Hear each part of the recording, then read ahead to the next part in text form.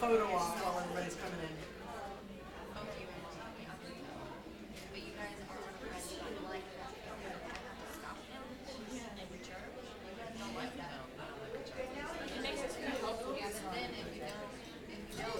This is where I'm going to be most of the time. Good.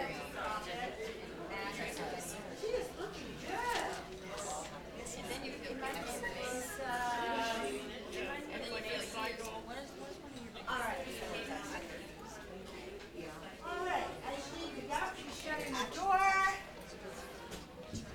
We are ready. Welcome, guys. I'm Joan of Angels. Welcome on behalf of the Conscious Life Expo. We are so glad you are here. This is our 21st year, and we've been doing conscious raising events for 21 years, and so it's one of our largest expos ever, and we're just happy you're here. Who here is here for the first time? Unbelievable. Welcome, welcome, welcome. And who here has been here before?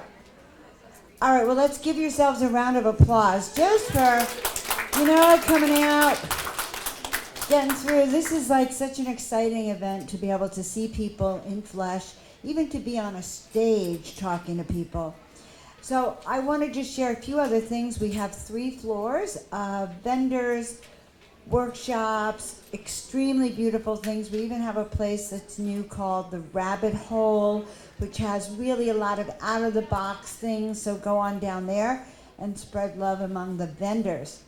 Also want you to know that I guess before you leave tonight, you'll be able to pick up copies and tapes of all of your favorite speakers, so please do that. So, you can't buy locate, so if you can't buy locate, get some of those tapes. Well, I don't know, I think that's a good idea. And then the last thing I wanted to remind you of is that we have post-conference workshops on Monday in case you don't know about it. So take advantage of those. So my favorite job that I do here at the Expo is I get to introduce speakers. I get to kind of settle the crowd down so you can feel your energy, because you have very special speakers. I met this beautiful woman, Tracee. A few years ago, she was sitting at a booth selling these beautiful cards, right? And I was just blown away by the cards. You were supposed to hand me that book. And, Oh, it's right up there. well, too late. Take that. Too late. Too late. I'm in the moment. So, guys, this is her latest new book on grief. And I know how many of you have ever experienced grief in your life. And is there one person here who never experienced grief? But there's a good way to handle it, a spiritual way to handle it, to turn it around to your mastery. So Tracee's written a beautiful book for all of you. I want you to know that. She's also an LA-based empath. She is a shaman. She's a 22-time award-winning author. I want to repeat that. How many times did I say? 22. 22 times. Really, that's just amazing. And she's got an inner awareness, a deep compassion, and she's going to talk to you about the ritual of transforming inner grief. So I just want everyone to give her a big Conscious Life welcome to Tracee.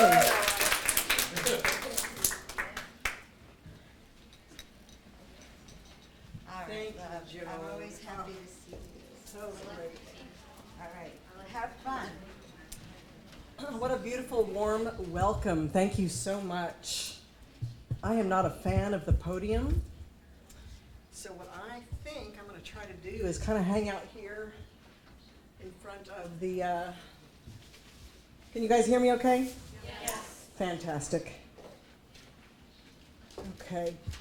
As she said, I'm Tracee Dunblazier. I'm a spiritual empath and shaman, and the most important thing that you need to know about me today is that I cried for the first 50 years of my life almost every day. As an empath, I cried for myself. I cried for my spiritual trauma, mental trauma, emotional trauma, your trauma, the world's trauma, the president's trauma. I mean, I've cried for every possible thing for myself, others, and globally. That's part of what an empath does. And during those years, that's what I did. It literally was my job. I learned eventually to begin to help others in that process, which was a wonderful thing that gave me purpose to my grief. But it also allowed me to understand that grief is a language that we speak. And our culture does not yet speak it. Right? We try to shut it down, oppress it, repress it, make you feel guilty for it, make you prefer anger over it. Right? There's a lot of things that we do with our grief because we're taught that it weakens us or it makes us weak, and we should feel ashamed for experiencing our big emotions. And what I did with transformative grief, the reason why I wrote this book, I'm a publisher as well, but I opted to publish this through Red Feather Mind Body Spirit, which is Schiffer Publishing, because this is a message that needed to get it out further than I could get it at this time with my own company. So I went with a larger publisher for exactly this purpose. Transformative Grief, an ancient ritual for modern times. And the point of the book, the purpose of the book, is that grief is the thing that gives us magic in our lives. It connects us more deeply to other people, to ourselves, to animals, to the winged ones, to plant medicine, plant beings, fairies, divas, extraterrestrials, every other kind of being that there are in this world. It connects us to on these more subtle dimensions. And that's a part of the reason, we have a lot of religious indoctrination, which I love religion, I do. I'm not gonna lie, I went to 20 different churches as a child and found myself a little bit in each of them. But we know that it's just not a structure that works anymore for the evolution of humanity. It's a good training place to begin to understand your relationship and to take authority of yourself and recognize and understand the Creator, but it's not the way that we as humanity are going to evolve. The way we're going to evolve is by letting go of what we've been trained to believe about ourselves and others, and we're going to open up through our grief. I was talking with somebody this morning, and she reminded me, every time you grieve, it opens your heart just a little more. No matter where you're at, no matter what's going on, you cry for, the science says, and I'm walking proof of this, but if you cry for 10 minutes or more at a time, it actually changes the neurons in the brain. It actually erases the neural circuitry and the message that it sends to the body and to the mind. And it creates a space for you to repopulate that neural circuitry with a new idea, a more expanded, more inclusive idea. And the more you can be inclusive of other people, more compassionate of other people, the more compassionate you will be of yourself, and vice versa. And so crying and grief is one of the things that does that for us. The action of crying. It's really funny. I'm used to talking big and loud, and I don't have to here. And but one of the things that crying does is it really activates your throat chakra. Right? Does everybody know that? You've experienced that? You try to either do it in the car. Who's a car crier? Yeah? Who is a bathroom, shower, or kitchen floor crier? Okay. Who is stick your face in a pillow crier? Nice. Who is I'm going to throw things and break them so I don't crier? Wild cry. Wild cry, yes. So when we do that, the action of that, it creates a space in our physical body, it changes our brain, and it opens us up to this frequency of light that allows us to perceive what we are going through in a different way. And if, in my fantasy world, welcome, we got the door for you, I'm glad that you're here. In my fantasy world, we enjoy grief. We embrace it. We recognize it. We see the humor in it. One of the things that happens after you cry for a long time, and I do want to say for the crying novices, There is never a time where the crying is going to last forever. Never. There is always, I think of it as carrying a 200-pound bag of rice. Every time you grieve, you're eating a bowl. So you might have 200 pounds to get through, but eventually you're going to get to the end of the bag, and then it's going to be done. There's a transformation that happens for every bowl you eat of that rice that, again, gives so much nourishment to you, but it also gives a whole new lens through which you can look at others in the world that you live in and then make the changes necessary to create harmony and choose harmony.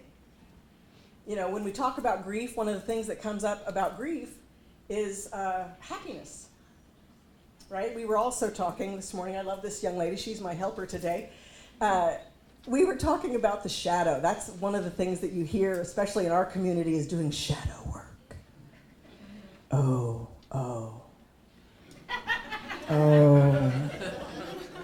You're doing shadow work. Right? And even with practitioners here, people make you feel like, oh, you poor thing. You know what? I have a lot of colleagues who say, oh, you're doing that. Call Tracee. Right? They're handing out my cards right and left. I mean, it's great. Almost all my clients come from referrals because they're going through something that their practitioner does not want to look at or deal with. So thank you for that. But when we talk about shadow work, the implication is that it is darkness.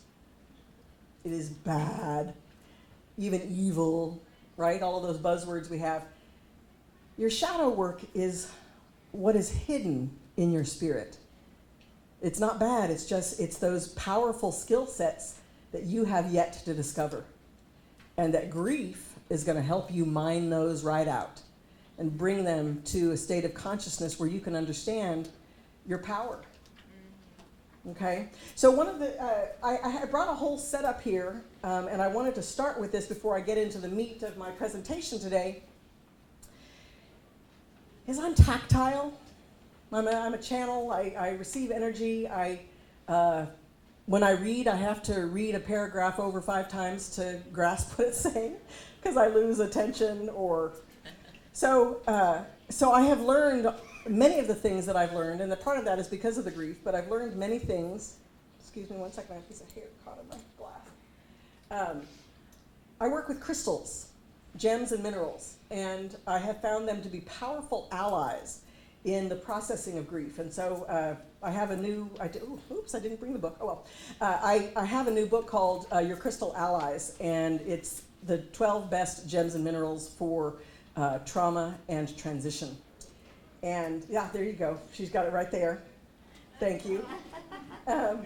So I am coming out with a set of cards. So if you don't want to be a rock hound like the rest of us, you can buy the cards and use them on your altar. And so I've set up an altar.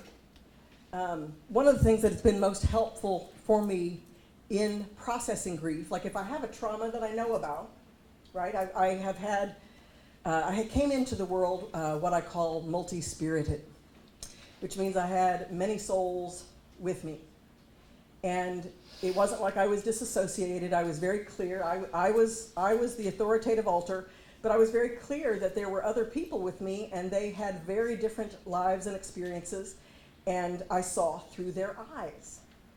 And it put me in a position I just couldn't accept how, say, the people and the culture that I grew up around was predominantly white, but I, in fact, was not. And so it just made me see the world differently. I knew when somebody was saying something that, that's not true, actually. Nobody likes to hear that from a 10-year-old. So, we learn different ways of kind of shifting how we interact in the world to bring harmony for what works for us. And that's the experience, that's when I started working with crystals, creating relationships with the stones to access this higher vibrational energy. That's not really what we called it 30 years ago, or we might have, but we don't have the same buzzwords as we do today, but I definitely locked on to higher vibrational frequencies that allowed me to feel comforted, to access the spiritual beings that could let me know what was happening was okay, and then not only was it okay, it was going to bring me, show me the path, and show me the person inside that I was becoming as a result of all of the spiritual trauma that my soul had experienced. Right? So we grieve on many different levels. One of the things, because I'm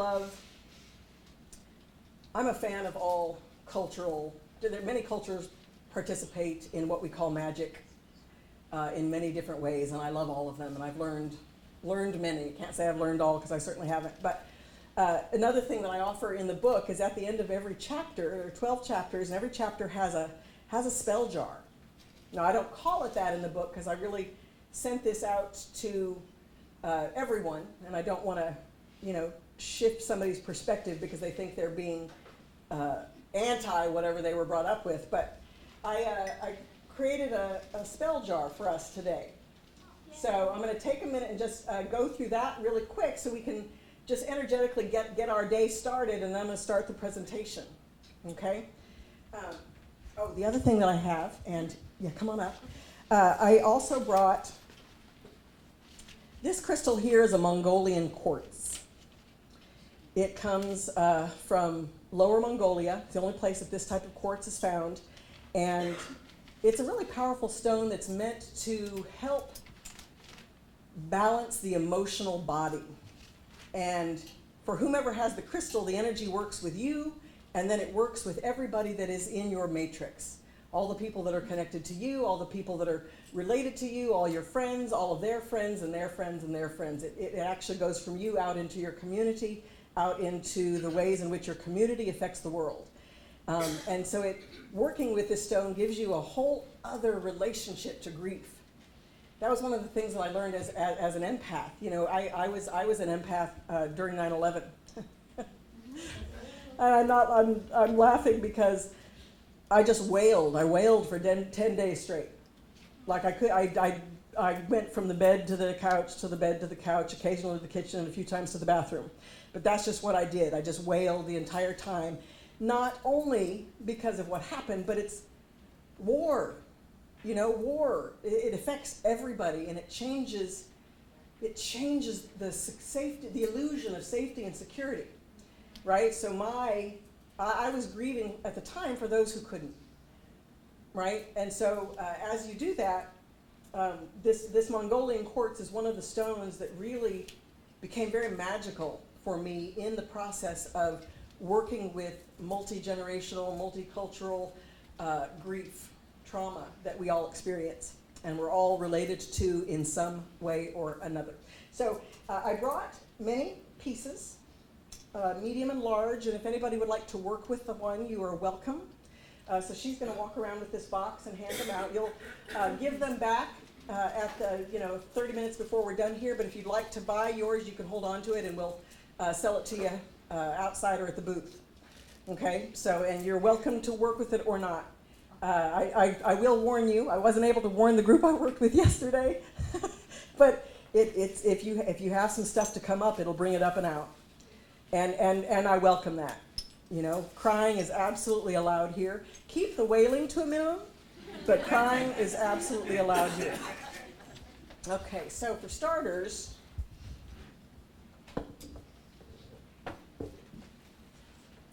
I've chosen for our grid today amethyst. Let's see.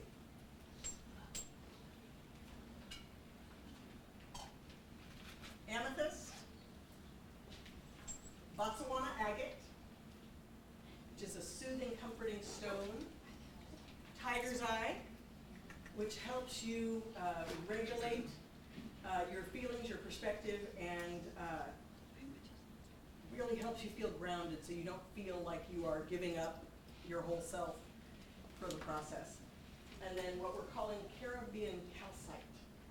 It's a really beautiful stone that creates a whole other level of calm and joyfulness in spite of what you may be going through. And then of course I've got bumblebee. Has anybody ever worked with bumblebee? How many crystal people do we have here? Fantastic. So bumblebee agate is one of my, or Bumblebee Jasper. Well, it's called Bumblebee Jasper, but it's really neither an agate or a jasper. It's actually a volcanic stone. It grows in areas where the gas comes up through the holes from a volcano, and it grows this beautiful, powerful stone. It's a very charismatic, powerful stone that doesn't let you give up until you have completed your task, and that's why I invited it here today. Mongolian quartz, and then of course, this is Andara.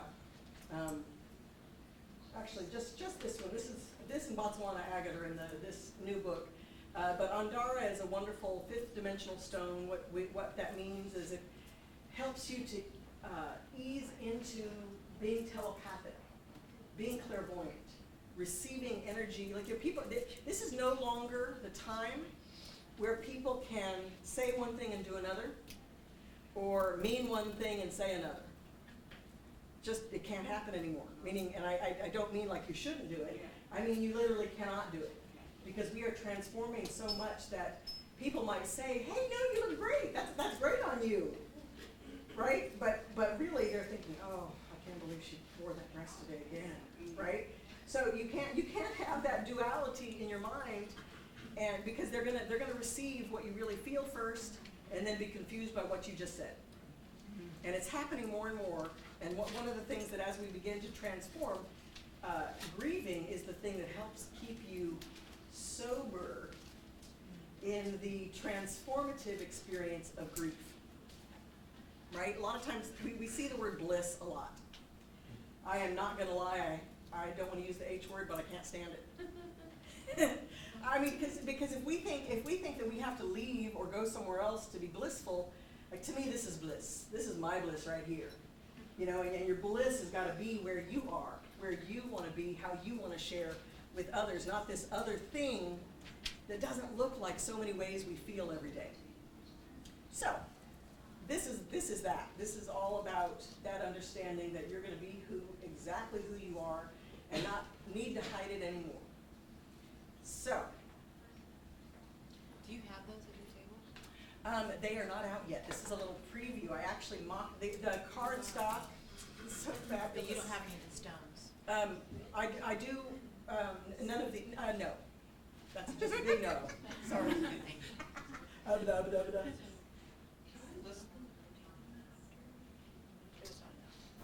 Oh, okay, well, so so whoever didn't get one that really wanted or needed one, yeah? Because we're gonna have to work in groups then. So, Maybe for the couple or yeah. together. We can pass them around. Yeah, that We can share. If you have someone like you're with and they would share their crystal, yeah, anybody who really wanted to have, who's not ever had a crystal experience, maybe she can do some transitioning. Okay, so the next thing that we have,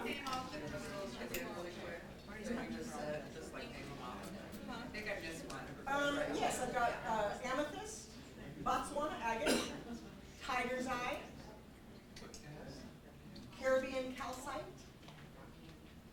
Mongolian quartz, bumblebee jasper, and Andara, which is it's basically a volcanic glass. So the next thing, I'm going to set an intention for the group, which is to receive exactly what you need to receive in the way you need to receive it.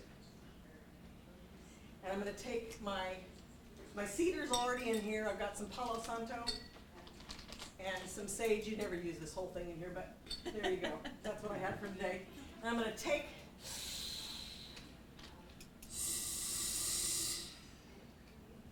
and I'm going to blow that intention right into the jar. And then we're going to start our ritual, and then later I will burn this on behalf of all of us.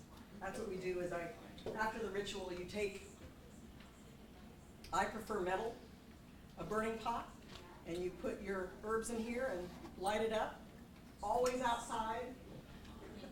Don't learn the hard way, people. Little things make lots of smoke, so, but you burn it and that completes your ritual. Okay. what type of meat did you put in? Or seeds? Cedar. It's cedar, palo santo, and sage. The first ritual is really to get people who are not aware of it or what it is. I started them out slow. As they get much more involved and in depth as you move through the book. And I do have to say that whatever ritual you do is the ritual you do, and it's going to be just as potent as the ones that I've created. Right? The whole point is that you make a celebration and a commitment to your personal expression of your world, which is through grief. Okay, now, where are we? Okay.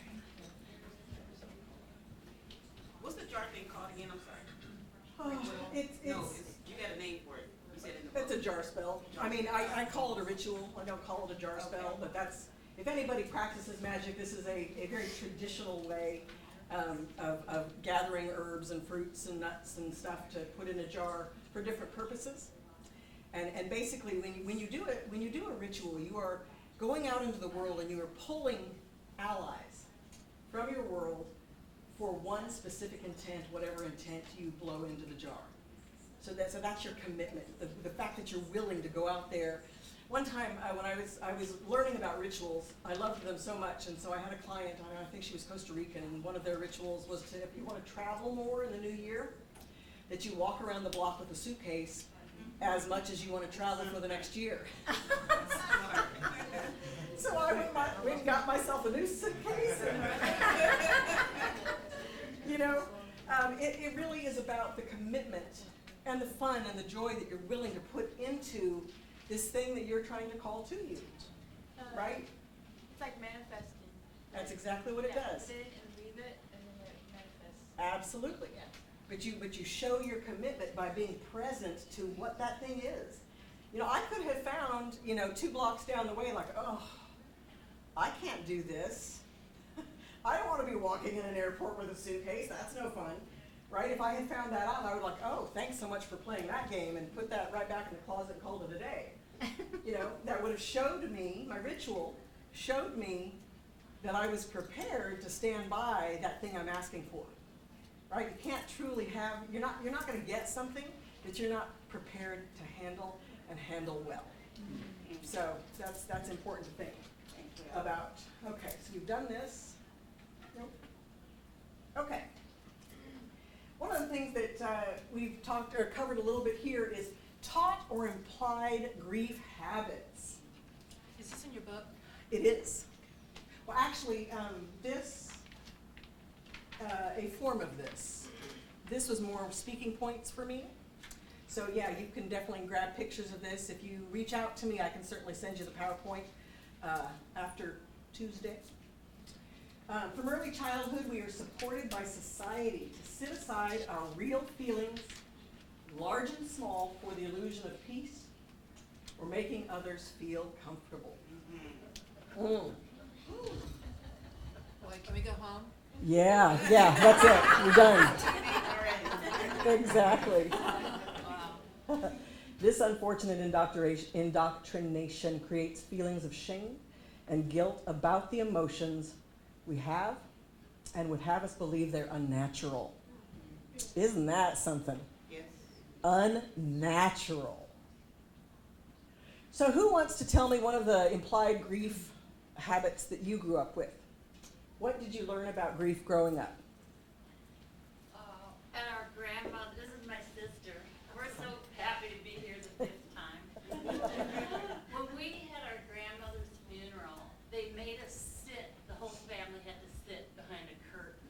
So the rest of the crowd could not see us. Ouch. Oh, yeah. Wow. New level of not seeing children. Wow. Wow. That'd be cool. Anybody else? Yes, ma'am. Yeah.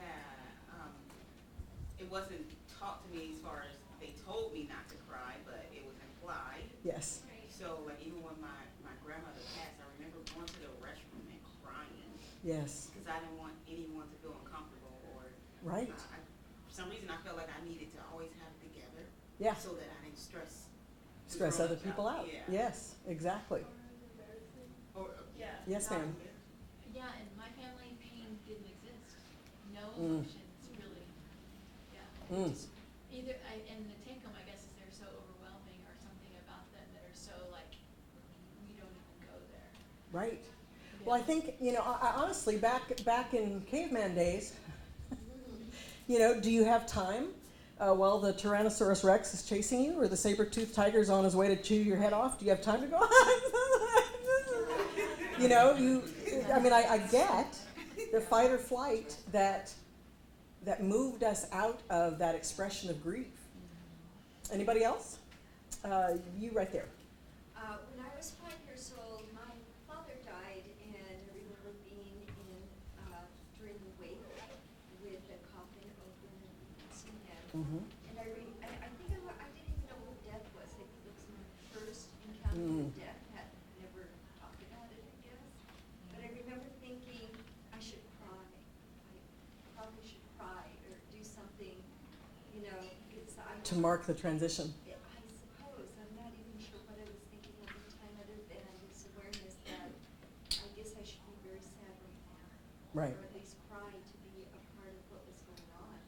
Even though I loved my father very much. But I don't think I was feeling as sad as everybody else for whatever reason. Right. I can speak a little bit to that, but not just yet. Yes, ma'am. So in my mother's Korean, in Korea, we do wail. You're supposed to, the amount of love you have for the person is demonstrated by how loudly you wail. However, that is your only time. You're done. That's Wow. it. You have one day. That's your chance to grieve. If you miss that train, you missed it. Wow. Because this is the appropriate time Yes. to grieve versus next week or next month or a year later or whatever. I have to say that word appropriate, I hear, it's so interesting when people introduce me in my book, they use that word all the time. I'm like, ugh. Because there is no appropriate way to grieve. Yes, ma'am. Yes, this is a little bit of a transformation, but my mom would, when I was misbehaving, Mm-hmm. or my mom thought I was, Right. she would always scream at me. And I don't think she gave me a spanking, I don't remember that, but she said to my father, Sandra needs a spanking. And my dad Wow. called me into the bedroom. Mhm. He took a pillow and he put it against the wall and he hit it. And he said, now scream. Wow. And I hit the pillow. Wow. So I thought Nice. this was kind of a revolution. I Yes. don't remember my mom hitting me, or my dad. Sure. So that was good. Wow, what an enlightened father to have, for sure. That was fabulous. Okay, I'll take one more. Yes, ma'am.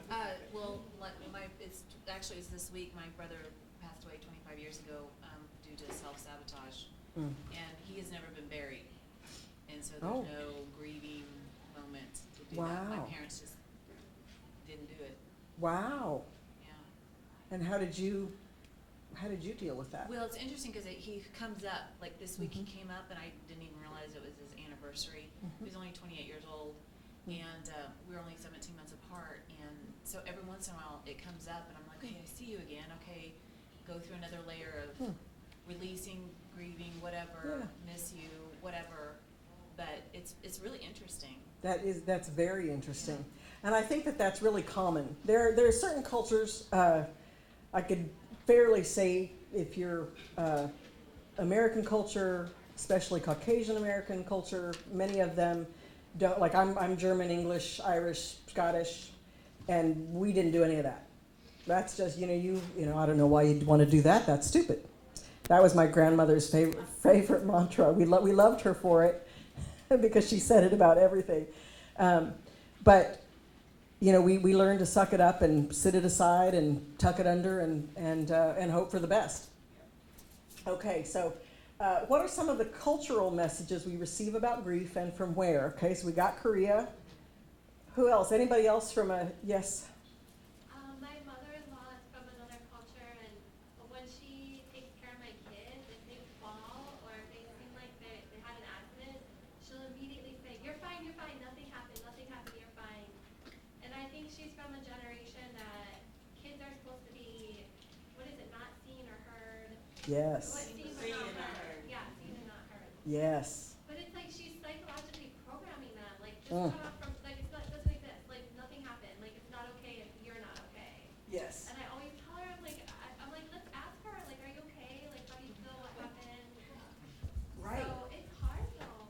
And she also never wanted me to like hold my kids when they would cry because she thought I would teach them to only cry all the time. That I'm like, well, Right. they have a need for physical closeness. Like that's a legitimate. I'm like, yeah, I'm gonna pick Right. you up because I'm like, I still need that. I'm 40 and I'm like, I still need to be held, you know? Right. And one of the, I'm going to just throw this out there, but part of grieving is about setting boundaries.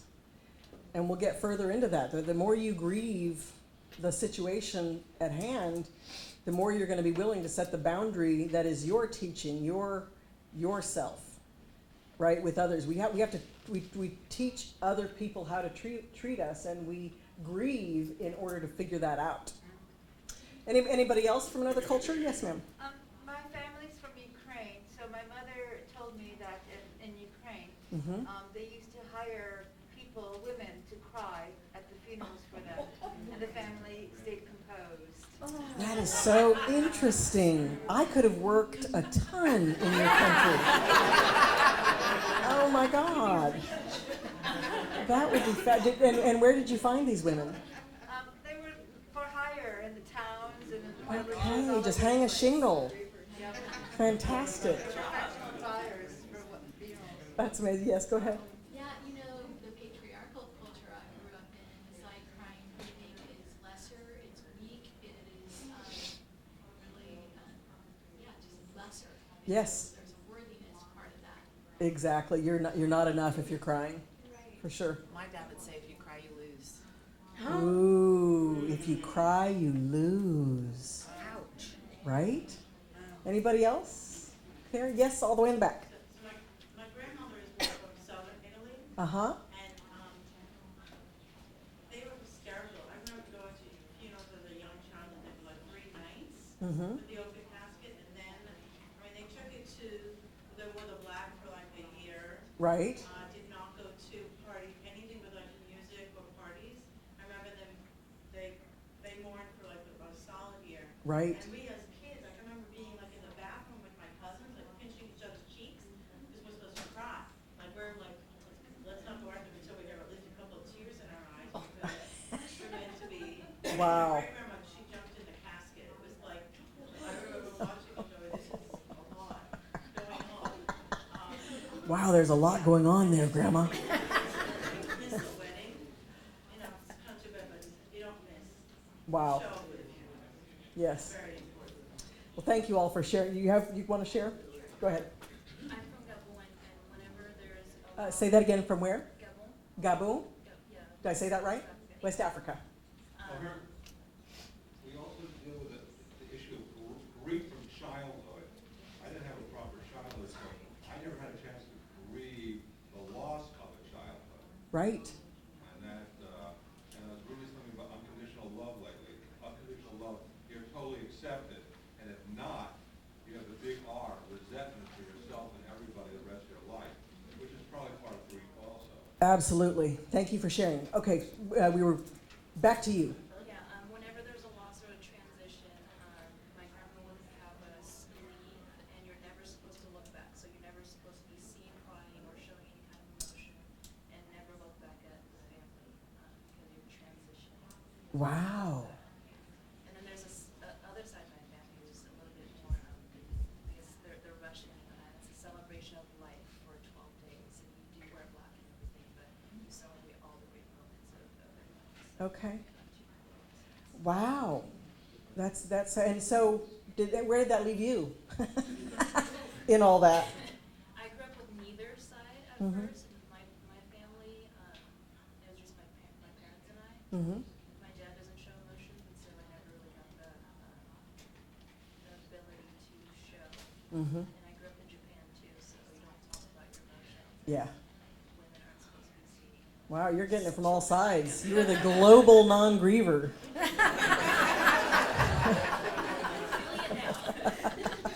You win the award.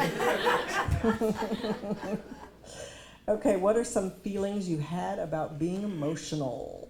So we just want to hear words, single words, feelings you've had. One feeling word. Anybody? Shame. Fear. Fear. Weak. Weak. What's wrong with me? What's wrong with me?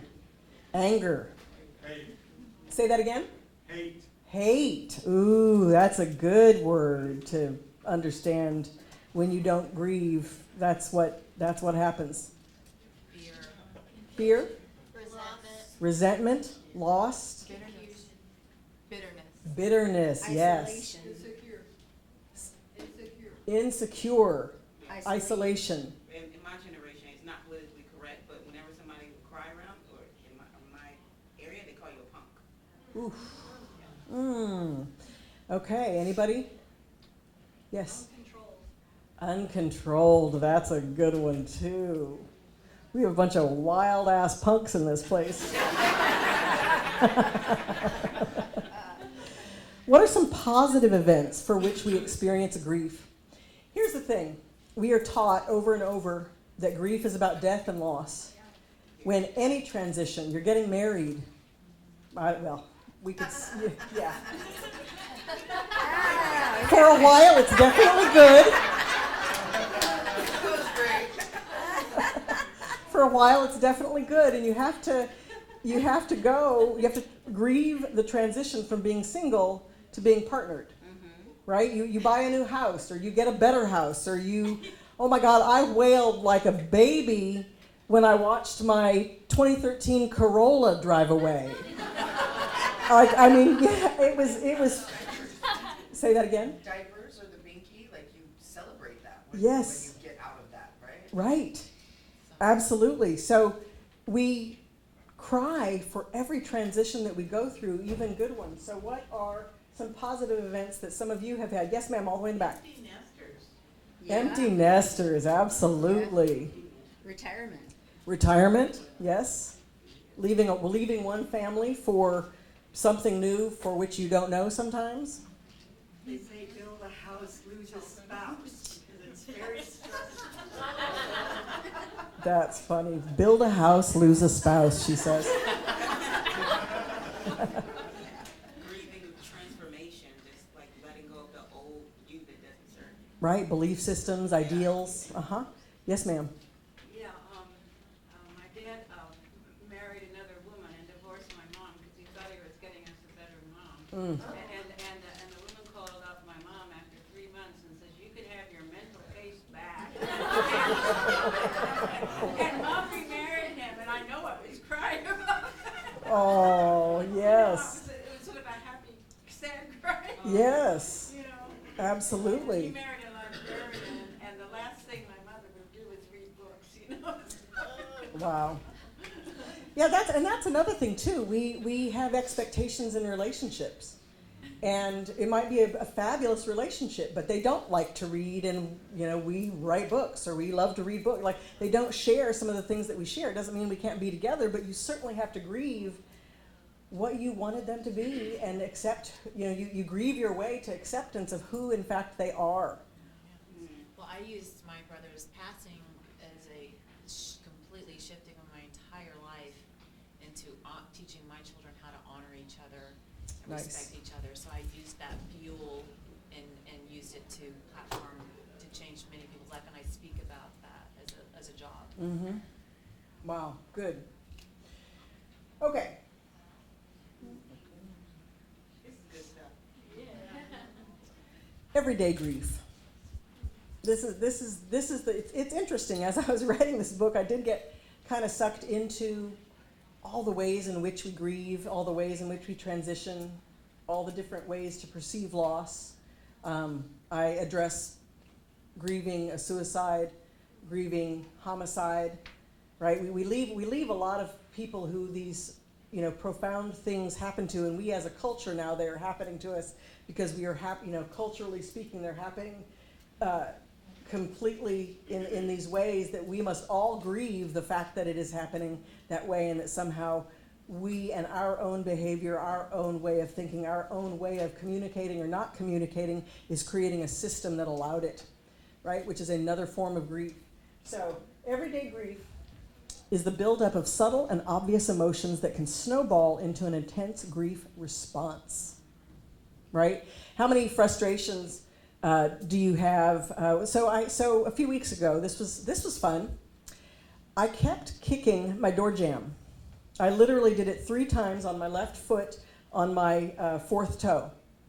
I'm fairly certain I broke my toe. I didn't bother to go to the doctor because, there's nothing they could do for me. But I kept doing it. Within 2 days, I nailed it 3 times, and then hobbled for a few weeks, and then I did it to the right foot. and at a certain point, I think it was I couldn't get the coffee machine to work. And I was like, oh my fucking God, I lost my mind, right? Because we have these little things that happen over and over, and we're like, okay, I'm going to be zen. It's going to be fine. No, I'm not mad. Anytime you have a conversation with somebody and they say, oh, I'm not mad. No, I'm not mad. Of course they're mad. They're telling you they're mad. That's the time to say, you know what? I understand you're saying you're not mad, but what are you mad about? Get it out now. Don't kick the can down the road. So we have these little experiences, and these experiences of grief or anger or frustration are meant to amplify our awareness, right? I obviously wasn't paying attention to the door jamb 3 times, right? I should have been paying more attention to where I was walking than whether I was probably on the phone or chasing the dog or whatever was going on, right? But these little things happen that spur this emotion in us, and we are taught to just stuff it down and keep moving rather than take in the little awareness it's bringing to us in that moment. Question. Do you allow yourself to feel subtle emotions at home, work, in public, with friends, or with your significant other? So I want to just hear a sentence or two from anybody about that. Who lets themselves feel? Well, I don't let myself feel because I think I don't want my husband to assume that I'm trying to manipulate him with my crying and exacerbate the situation. I want to cry privately. Yes, okay. Because I think he might think I'm manipulating, even though he's never Yes. said that to me, and that's not really what I'm trying to do, but I don't just let myself. That's it. We were talking about that, but I want to pick that up for a minute because we were talking about the difference between crocodile tears. One time, a few years ago, like 25, I was working for somebody, and I went to the big Tucson Gem and Mineral Show, and the woman that I was working for, she was just so multi-leveled. She was a magician.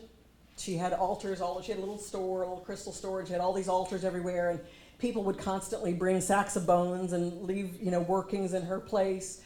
And she was funny as all get out, but, I appreciated her humor. I did not understand all the other things that was going on in her head. Anyway, I agreed to work for her, and we were supposed to go there for 2 weeks, so I said, oh, here, I'll just put the hotel on my room, and then you can pay me later. So at some point, we'd been there for maybe 3 days. She all of a sudden felt like we were taking advantage of her, and she came with her VW bus, pulled up in the middle of the night. She was spewing and cursing and saying ugly, vile things as she was packing that bus up with all the stuff, and then she left town and left me and this other girl there to just fend for ourselves. And I had been left with a 2-week reservation at the hotel, and if anybody's been to Tucson, it was a big deal, and you have to book months in advance, and there's no refunds. Anyway, so the guy's like telling me, no, I'm sorry, ma'am, you've got to pay for it. And I'm like, I didn't even think twice about it. I went into a fake cry.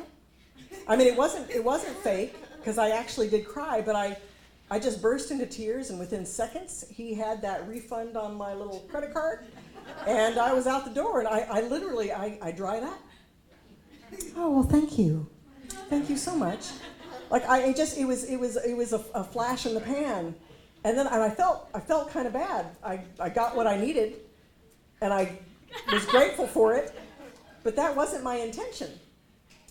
And it made me think more deeply about what that means. So when that happens, that's not grief. What I did later was grieving the fact that I did that. That's not who I want to be.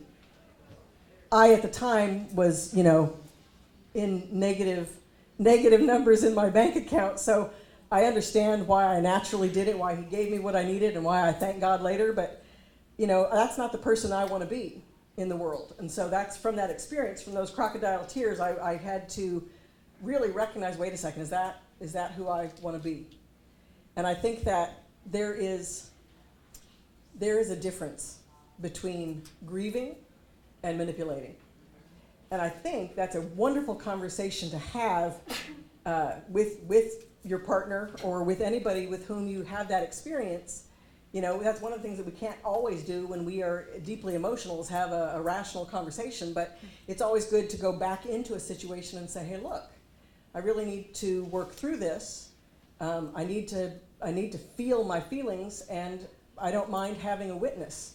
I don't mind having your comfort while I am processing out these big emotions that I have, and then I'd like to talk to you more about the subject later, right?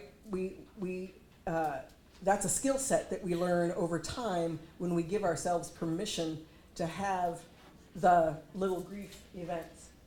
Anybody else? So what I've experienced is other people's feelings about your emotions. Yes. So I hold back my emotions because I've gotten comments, oh, that crazy lady, or, Yes. oh, you don't need to do that, or stop your crying, or whatever the other person's experience of your emotions are, they're Right. unable to process it. So you can't just, and men want to fix, and they also don't experience the emotions like women do. So then they have their own layer of Right.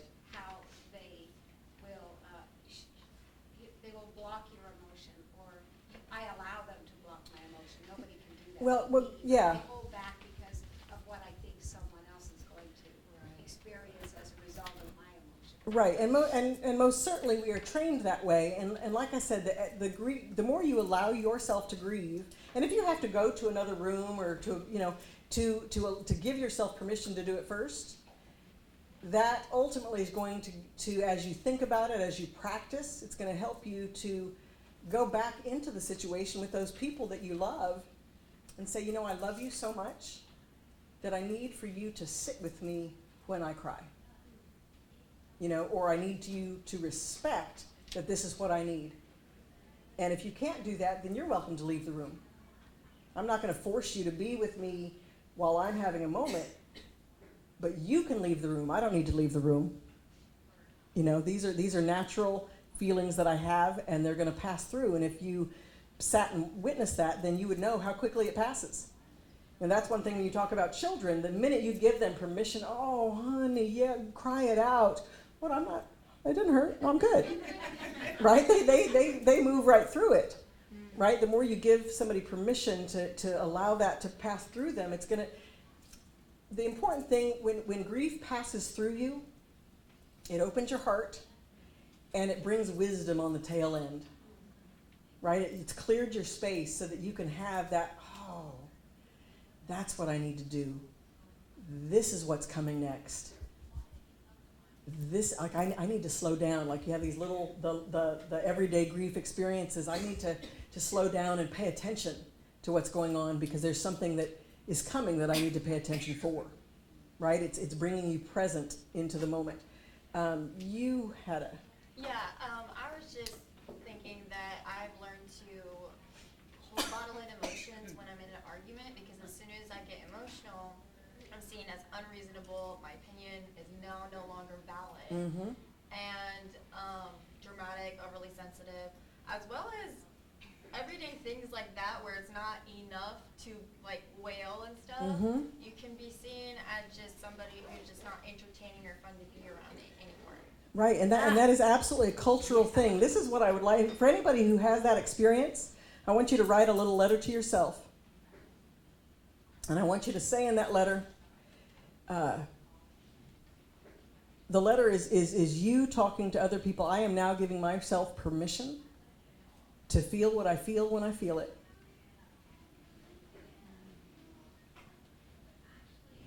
No one else can be the authority of my emotions. The more you give yourself permission, again, all of these cultural shifts are only going to happen when we go back into the situation. Like it drives me crazy when I see, it can be traditionally a male-female thing, or women in their 50s and 60s who really had to address the masculine corporate culture, and they really had to change how they addressed the world in order to even be allowed in the door. Those times are changing, and it's going to be all of us who allow ourselves to grieve and then go back and have those conversations and be willing to, when you're crying and they're still like, oh, come on, you're crazy, and learn to say, stop that, stop it, right? Stop people from diminishing you and diminishing themselves by diminishing you. Okay. What are some instances of everyday grief you've experienced? Give me 5 of them. Lady in the back. The loss of friendship. Loss of friendship? Yeah. Yes, ma'am? I was just gonna share something. I kind of like how you cried like every day. Mm-hmm. That was kind of like me when I was younger, Mm-hmm. and it would just cry. I like felt other people's emotions like, every day, and I would wait till I went to the bathroom in the bathtub, Mm-hmm. just cry. Yes. I was like, what's wrong with me? I was like, I'm crazy. So then I like put up like this wall. I'm like, no emotions, no emotions. I'm okay, constantly. Right. And then I injured my ankle, Mm-hmm. and I was like, I'm okay. Like it didn't really bother me. Like it was like physical pain Right. versus emotional. So I'm like, that's good. Like it didn't. Like I was trying to figure out the difference between physical pain versus like emotional pain, So I was like going through that, but as soon for 4 months it still hurt. But as soon as I was like, you know what, this actually does kind of hurt. As soon as I felt that pain, it went away completely. Right. Like releasing it. I was like, okay, I'm okay. Right. Like instead of like putting walls, Right. emotional and physical pain. Did you guys hear that? She was talking about when she hurt her ankle, and it wasn't until she gave herself permission to feel the physical pain that the actual physical pain went away. But she spent weeks saying she was okay, denying that physical pain. Like a smile on your face, Right. pretending you're okay. Right. You weren't, Exactly. Yeah. Exactly. One of the things that for me, physical and emotional pain are the same. They're generated in the same place. And if we relate our grief to being victimized. We relate it to being disempowered in situations. I am a monumental tripper and faller. I sprained my ankle last year. I fell from a ladder 10 feet to the ground, and I did this crazy thing where I literally turned around. I had this much space to fall in so I didn't break my neck, and I fell exactly prone, turned my head just so, and the only thing, I got a few bruises on my breasts, and all of my left hand from here to here, nothing broke, but it bruised. And it took me about 8 months to recover. But the whole point is I didn't die, and I totally could have.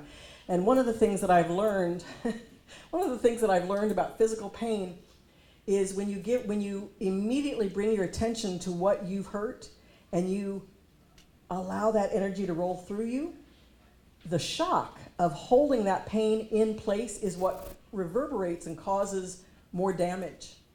And I'm certain at that point, I had all these people around me. I'm like, nope, leave me alone. I laid in that spot for like 30 minutes. And then I took another 30 minutes and I did a visualization moving that energy through my body. And I came out pretty good. So it's your willingness to embrace and see that pain as energy and move it through, whether it's physical or emotional. Okay, so everyday grief. Now we're going to move on to, not that, the 3 circles of grief.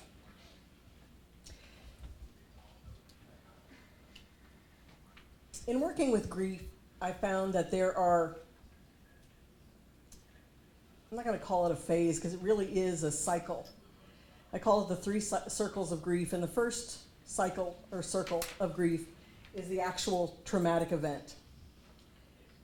You've hurt yourself, you've experienced a violent crime, you've been left behind, you've been in a car accident, you got cancer, whatever the event is. When we experience an unexpected event, it can be traumatizing, and anything from a physical, mental, or emotional assault to an unexpected occurrence that leaves a person feeling surprised or powerless. Grief allows you to become aware of the more subtle energetic patterns that reveal the causes and effects to which we are connected and sets up the opportunity to become empowered in accepting, grieving, and then resolving our concerns. For anybody who wants to participate, you can think of one traumatic event and write it down. You don't have to share it. But the idea here is to take in your mind that one traumatic event that happened in your life.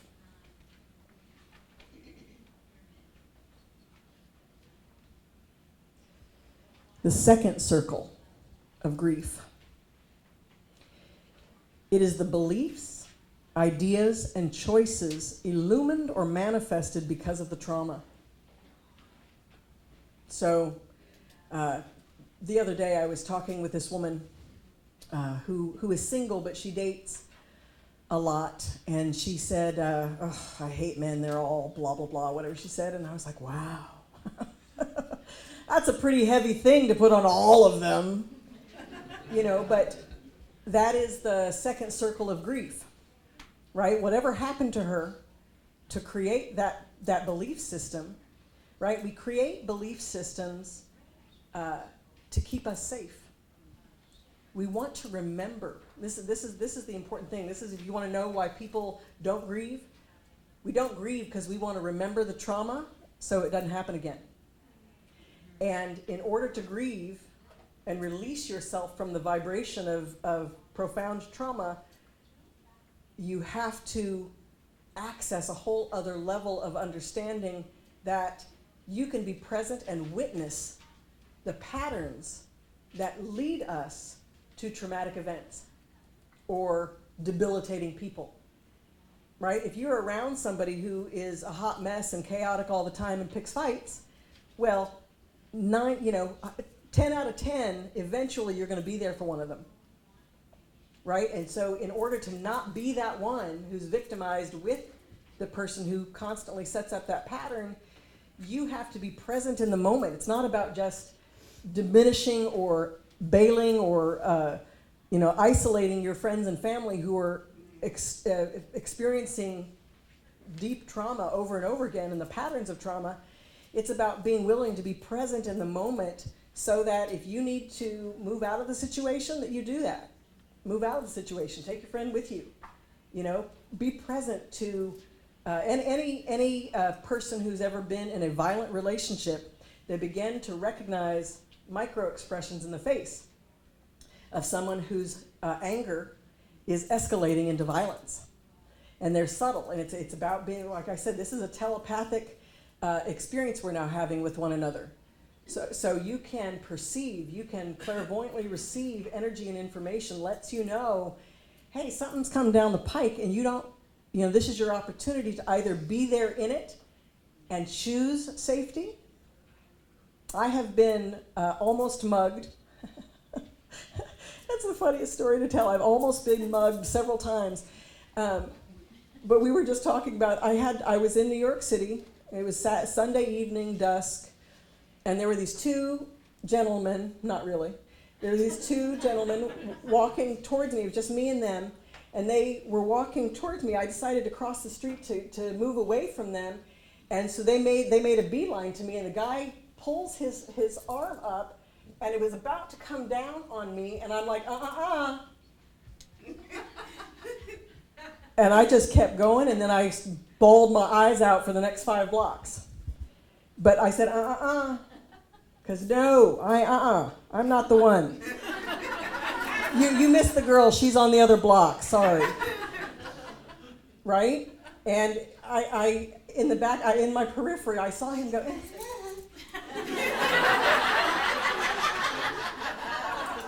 Like, he's like, what do you mean? I was going to hurt you. Right? So I didn't think about it. Now I have the power through my grief to actually think about that and say, no, I see you coming, but no. Right? And we have more power in ourselves in the way we direct the energy around us by making that commitment to ourselves, which grief allows us to be that present. Okay, so the second circle of grief is all the choices, thoughts, ideas, beliefs that we gain because we've experienced a trauma that often has remained ungrieved. Anybody else? Can you think of a belief or idea that can come? Hate, ignorance. Anytime you don't speak your truth, whether Yes. it's as a woman because you're fearful of being judged for being too emotional, Right. really emotional, or if it's a man for the fear of being judged for being cold or heartless, but at the end of the day, it's about speaking your truth. Right. We push our truth to the side for other people's comfort, and it's perceived comfort. Right. It's not even, we don't really know that we're comforting them. It's Right. just a perception in our mind. Exactly. Anybody else? Yes, ma'am. Yeah, just unloving, unworthy. Unloving. Being unworthy. Yes. Drinking. Oh, yes. Drinking, drugging, sexing, pornographing. Ing. Yes. All the ings. Absolutely. Who thinks drinking works? Who's going to keep doing it until you trying until it does? Find what works. Exactly. Yes, see, then that's the third circle of grief. Okay. Anybody have any questions about this circle? I would add eating to it. Oh, yes. Eating is one of my personal favorites. Okay, circle 3.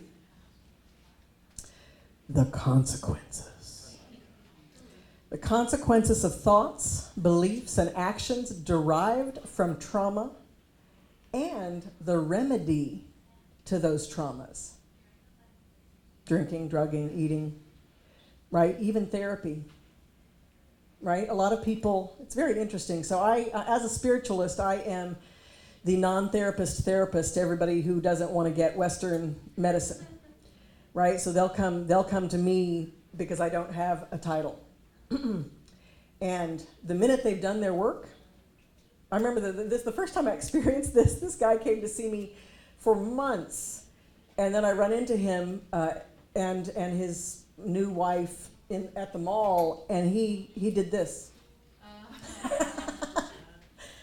And I was like, oh, well, that didn't feel good at all, right? But he wasn't prepared to say how he knew me, right? And that's one of the things that happens is sometimes when people are walking through grief in a very deep way, anything that's related to that grief becomes a re-traumatization sometimes, or people have the belief that if they walk away or they stop integrating or having experiences with the people who walk with them through their grief, that they're really leaving it behind. That you leave those people and then you leave it. Well, we all know that that's not true. It doesn't work that way. Whatever you leave behind is on your back. Okay. The third circle of grief comes when we have so fully processed the grief of the trauma we experienced that we become aware of the habits or beliefs that were generated because of it, the echoes of grief that remain in our energy, habits, and expectations based on the thoughts, beliefs, and actions taken based on the original event. This awareness becomes apparent years after the original event unless and until the person does specifically focused work on understanding, overcoming, and processing the original event so thoroughly that one does not transfer their feelings from the trauma onto the to other facets of their life. What is one consequence you've experienced because of a trauma? Anybody? Yes, ma'am. Walking on eggshells. Walking on eggshells. Yes, that's a good one. Yes, ma'am. Shut down. Disembodied. Disembodied. Yes, that's a good one. A lot of kids who experience trauma as children, they will literally leave their bodies, and so so deep. I had this experience. I'm pointing at you because you had my book, the Crystal Book. When I was writing the Crystal Book in this past year, trying to think of which crystal it was. Oh, the barite. I'm going to show you the crystal that I was working with. Oh, I guess it's not here. Oh, well. Anyway, yes. I was working with this crystal that was one of my most powerful emotional transition stones. It's called barite. It's a very heavy stone, weighty, and it was so interesting. The first time I saw it in this shop, I got sick to my stomach, and I'm like, oh, I don't want that. And I walked away from it, and then I was like, oh, why did I just have that reaction to that? That now I definitely have to go back and buy it. And so I did that. And as I was working with this particular stone, so funny, the one page that won't open, here it is. Will you kind of show that around to people?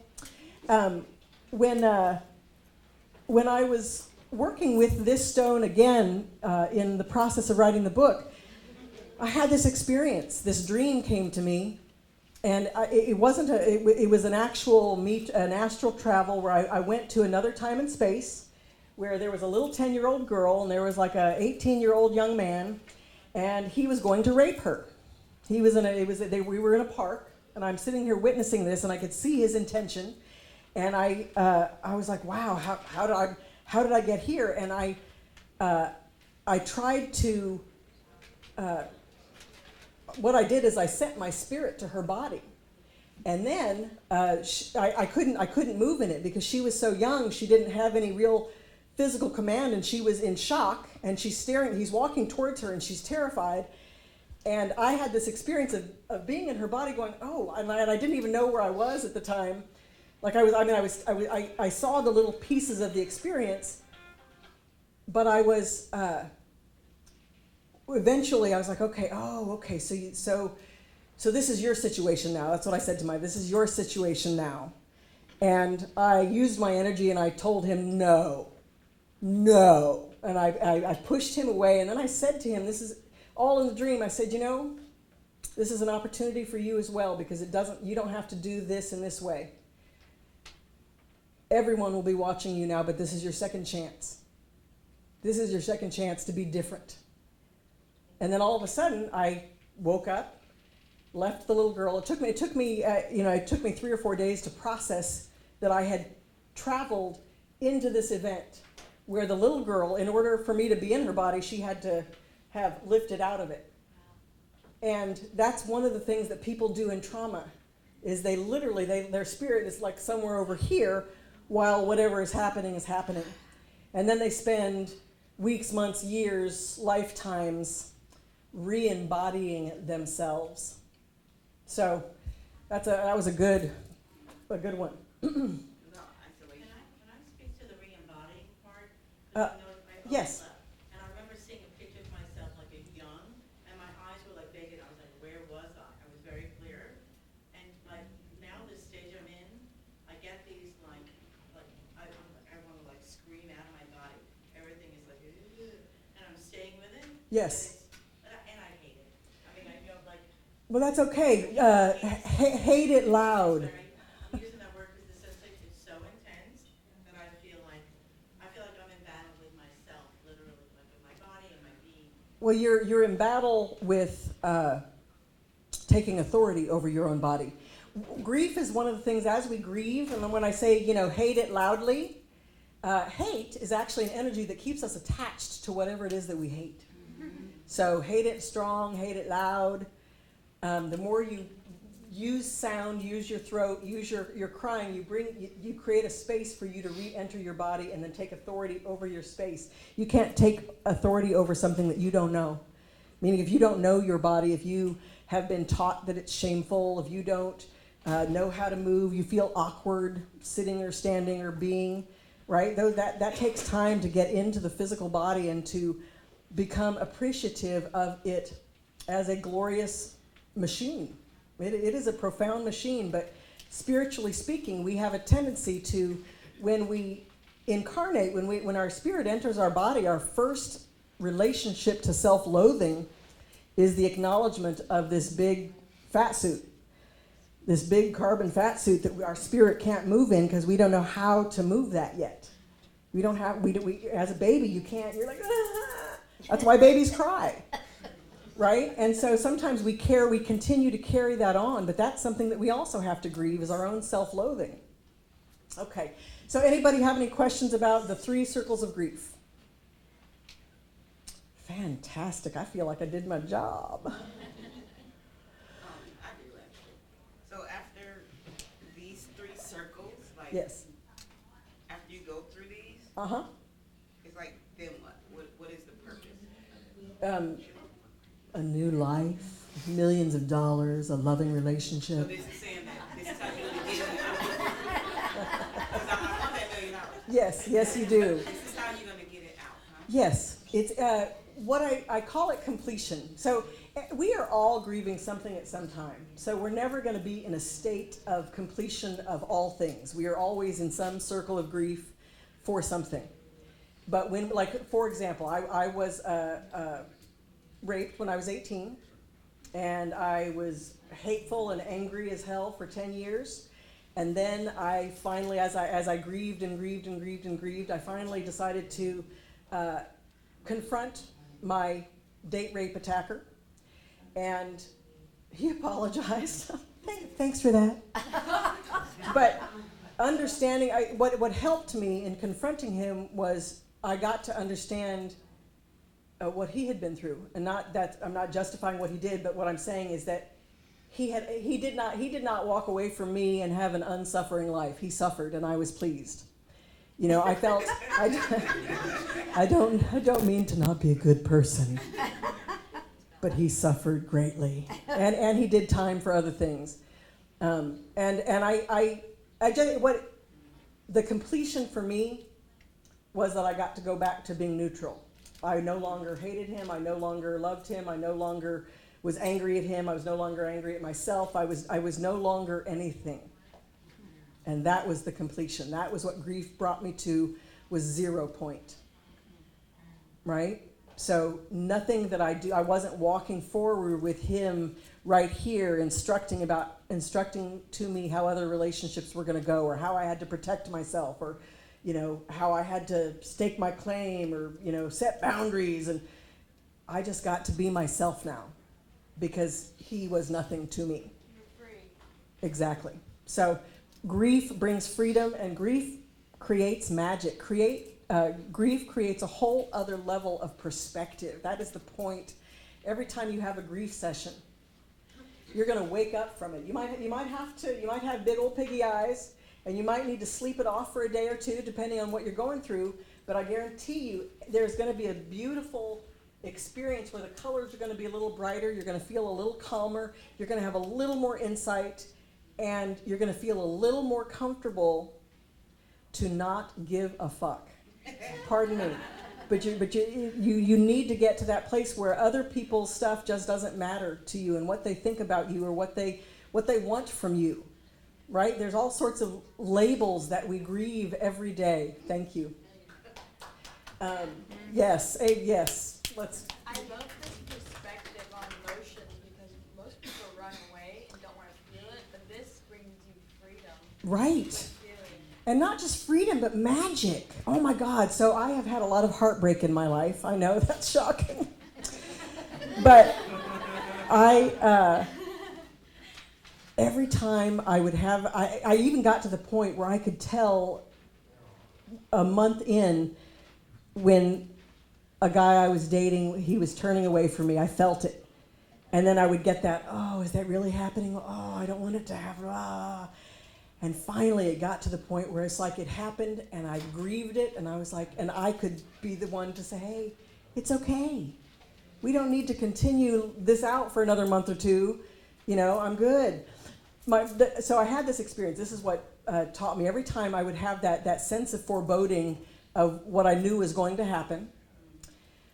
I lived at this place here in LA called the Robertson Apartments, and many people went through a lot there. It was the most haunted place I've ever been, ever, and that's saying something. And I remember sitting on my stoop. I had a stoop. I had some stairs, and I was wailing, and I saw this woman. She was up on the mountain, and she had this big cape and this beautiful, rich, dark black skin, and she had big hair that was covered by the cape, and she just stood and did this. And I knew in that moment, like I could see her so clearly. She was actually, I learned eventually, that she is the granddaughter of who I was. Isn't that interesting? So, but she was coming to me, and she was showing me something in myself to say, hey, this thing that you think you're leaving, it's not that important. You already have what you need, which is why it's on its way out. Don't spend another minute. Cry all you want, but don't spend another minute trying to get it back. So, transformative grief is the glue that connects our heart, our brain, and our consciousness. It is the element in life that divulges our spiritual purpose, truth, and accesses our highest possibilities. Grief triggers vision and insight. It helps you to access loved ones and guides in the spirit realms. And then the post-grief calm promotes clarity and inspiration and positive feelings. Okay, so we're going to take 2 minutes. This is so much fun. There might be more, but we're going to do a little visualization really quick with the crystals for everybody who's got them. How many minutes we have? Fantastic. I'll do it in 3 minutes to get the crystals back. Okay, I want you to take a very deep breath.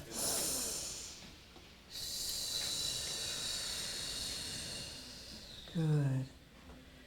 Take another deep breath in through the nose. And I want you to take a moment and ask yourself, that crystal, what do I need right now to move forward? What is one thing I need to move forward right now? And let that answer come in a thought, a feeling, a color, a picture.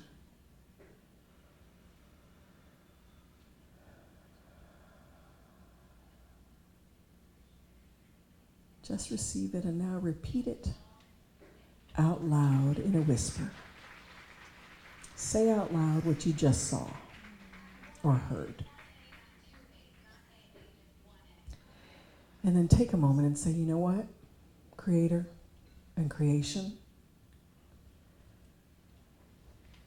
I love you, I am with you, I am you.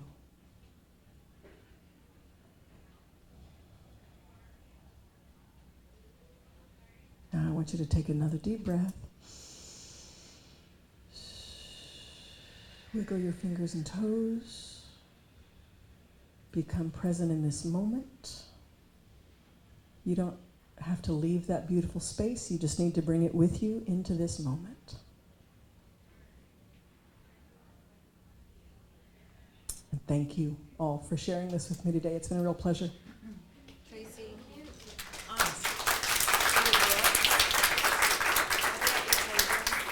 Yes.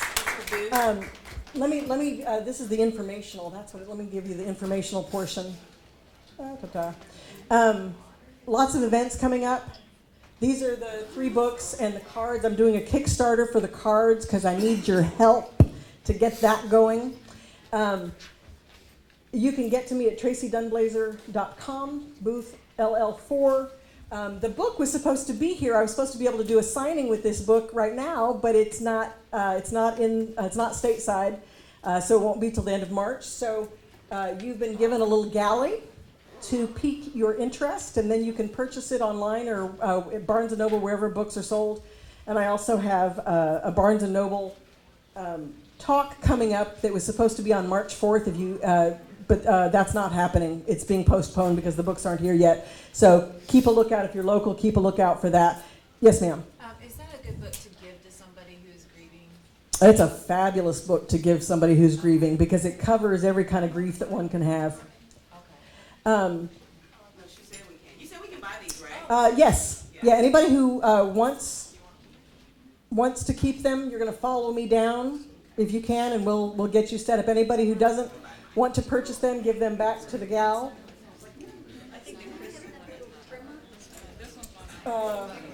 What?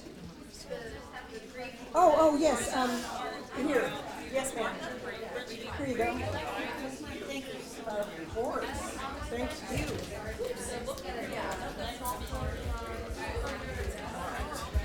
Hey, were you in this? Yes, ma'am.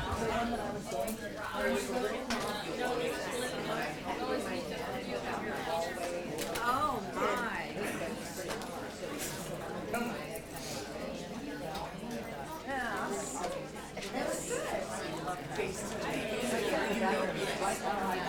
Yeah. I'm freezing. Thank you.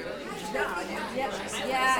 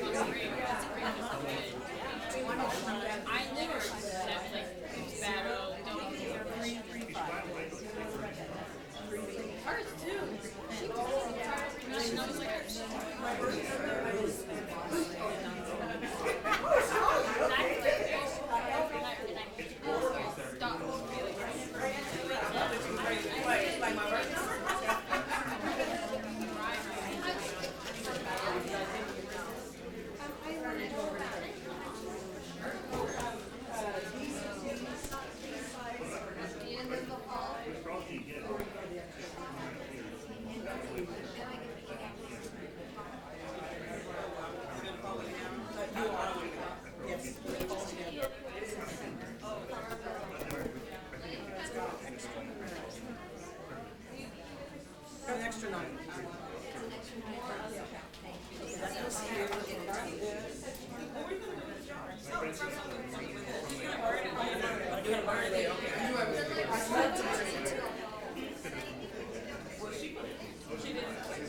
Bridget, yes.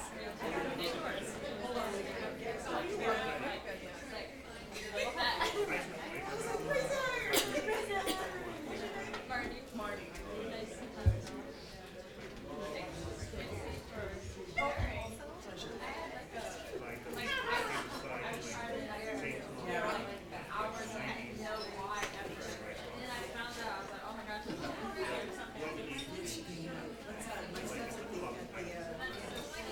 Yes, come to my booth. I would love to chat more. I just feel like I have to move in this experience. Yeah, grab that and I'm over here. Are you coming down? I'll see you guys at the booth.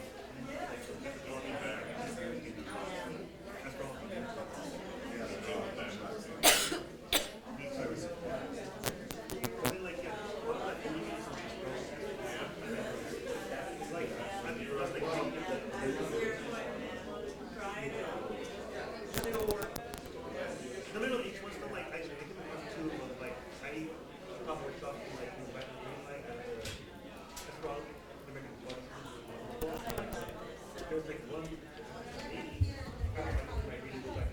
80.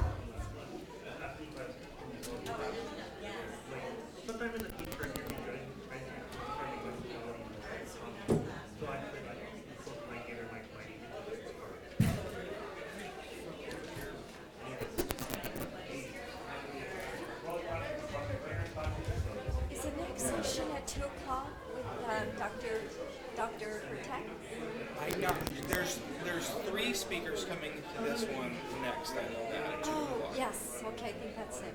All right, thank you.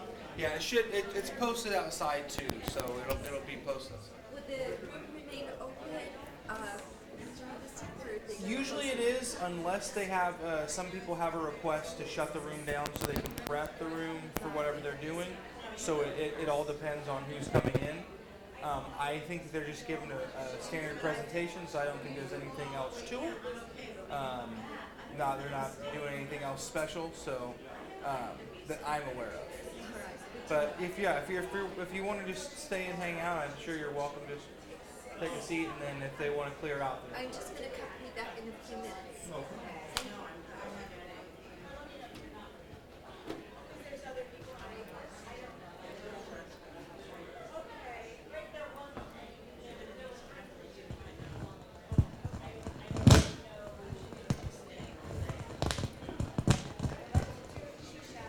These things suck.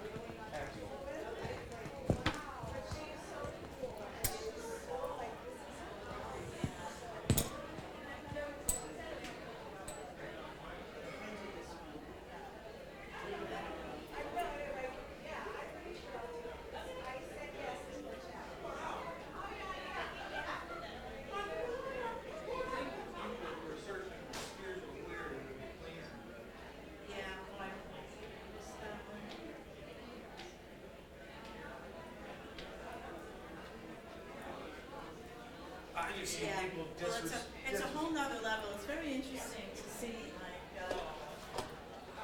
practicing that awareness. You know, it's funny though, your surroundings don't give a shit about how many times I've been in the bathroom and I've seen somebody like dry their hands, you know, they'll be on the way out and then realize there's not a trash can right next to them, they'll just go, and I'm like, what are we doing? Wait, and what do you see, like, people that don't flush? I mean, honestly, that's a whole nother level. I'm like, okay, am I getting on it? I'm going, How do you live? What does your house look like? well, I think it's just not in the rise, they're just happening. I mean, I forgot my purse and sign it, so I know how you can.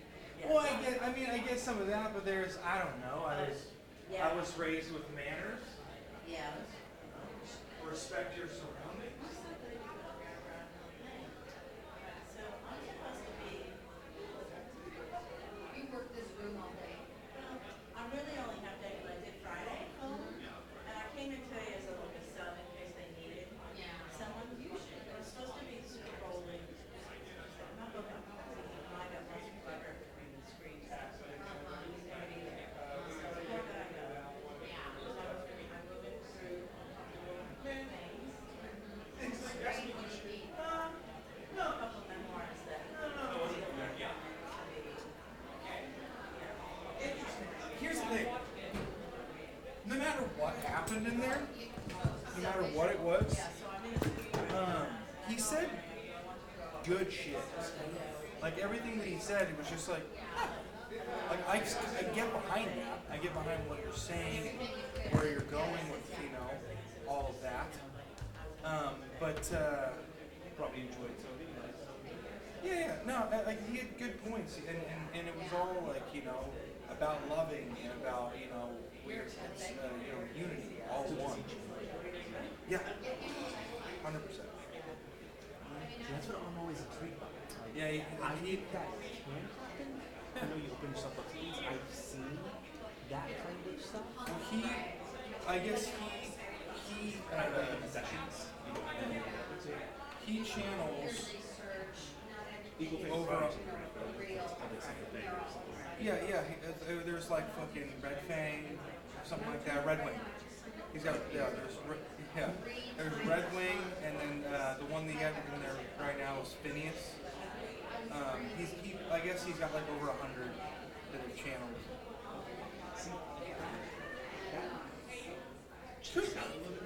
Because this dude, I challenge when I want to. When he wants to, we're gonna be good at about 6 o'clock. You know what I mean? Like what? That's what.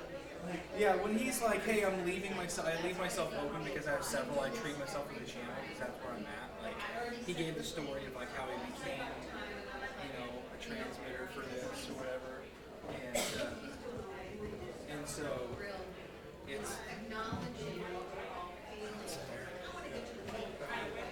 But it was really, it was intriguing. Like it wasn't that, like I said, I picked it from it. When he said,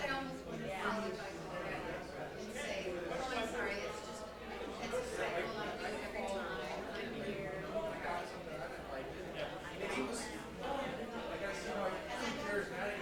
He was, because there were some jokes. His timing was fucking key. Like, he understood, he read the room. A couple of things that he said.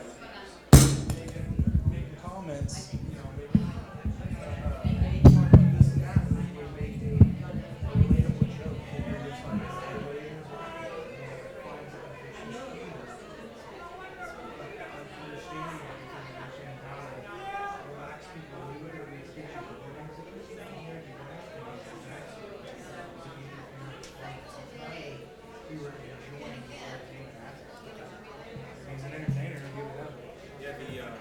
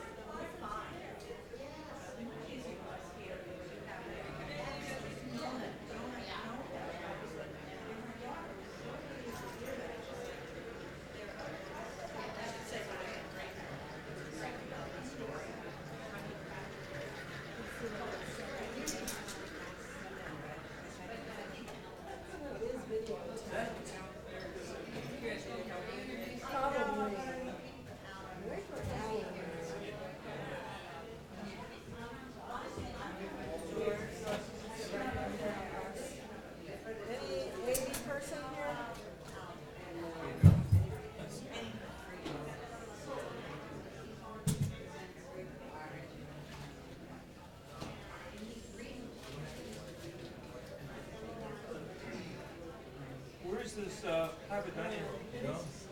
No, but, oh, yeah, no, but it's cool. I'm gonna plug in. I'm gonna plug in. So, You're, are you audio visual? Who's the guy? Thank you.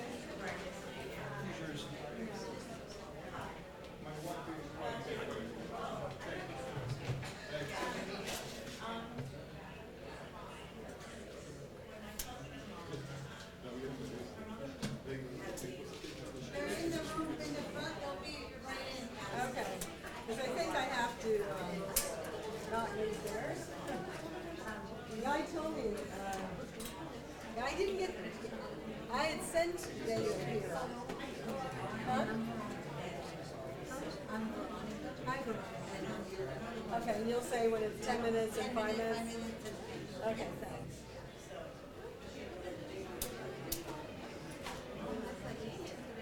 so you want us to do this here? Yeah. Do that right now. Because they have recordings in the back. You want to make her, here we have Chief Gosh, the connection here.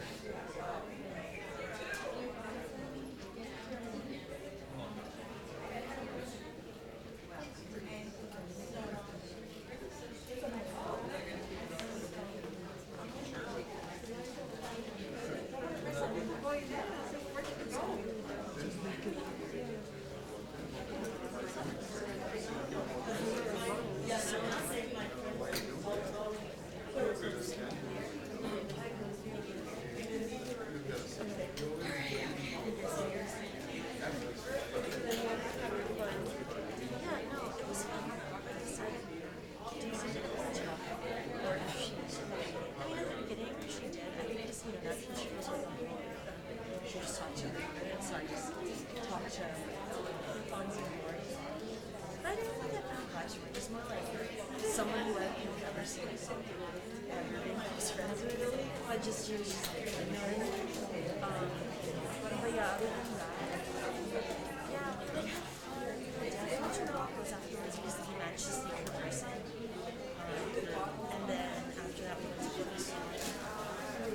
And then yeah, her I didn't know she had a husband.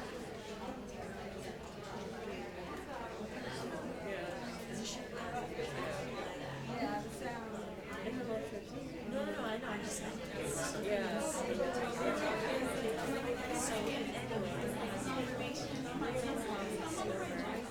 towards the end of the night, the last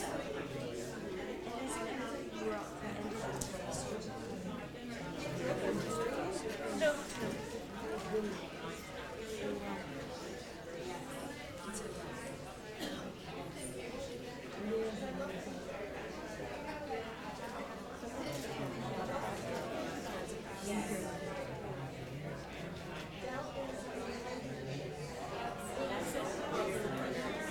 Sorry, it's just like driving.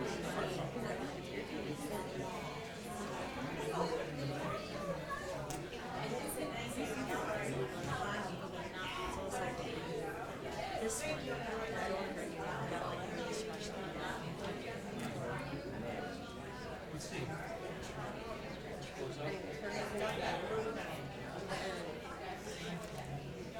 So yeah, and then she just was like there fighting with us. Go back to extra money and very tall and interesting as an opposite.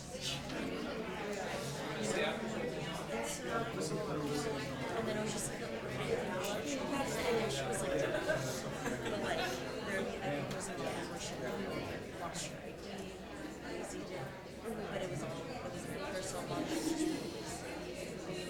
trying to, or very long moments where people really stress me out, where she was just like, and I'd have to like, kind of get her, I mean, rather than too, but I would also have to like, see, I don't mind, taking care of instruments.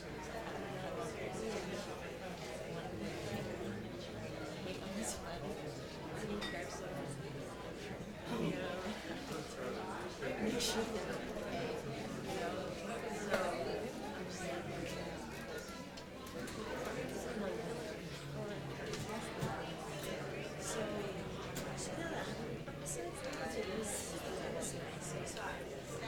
her husband, because he ended up dying as his own and except that I was in high school. I think I'm going to just drop him to that off of the house. Unless they come. JJ? Yeah. And the way he was trying was so obvious. I was like, Jesus, like, harsh stuff. Like, we all just like, get everybody all that. It's just like the littlest thing. And so, yeah, she's like,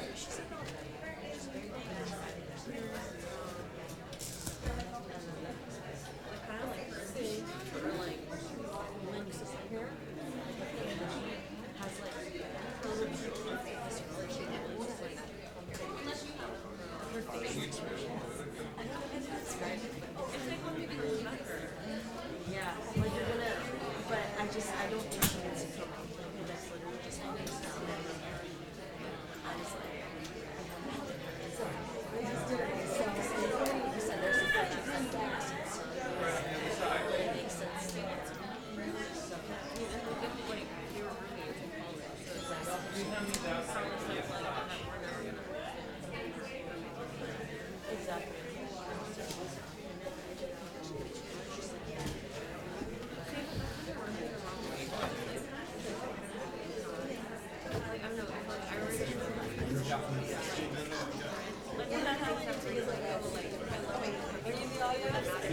Well, I just changed my computer. Well, let's see what happens. Let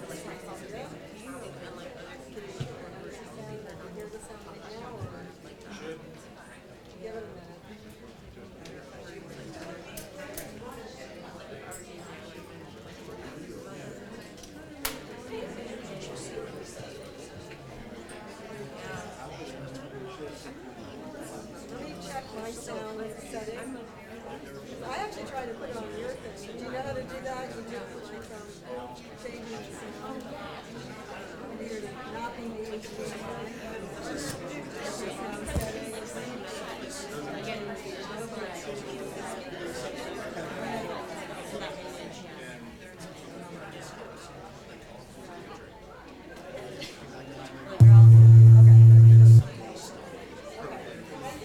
No problem. Do you want to use the clip receiver? Yeah, I got it.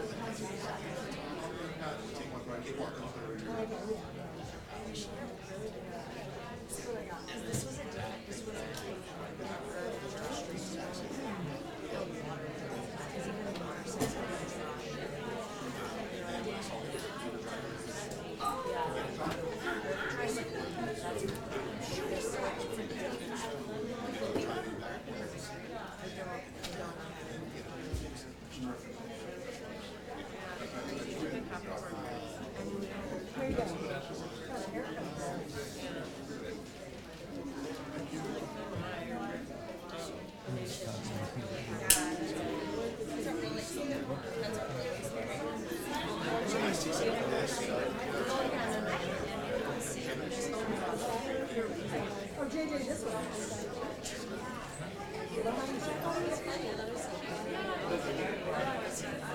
So JJ, here's right here.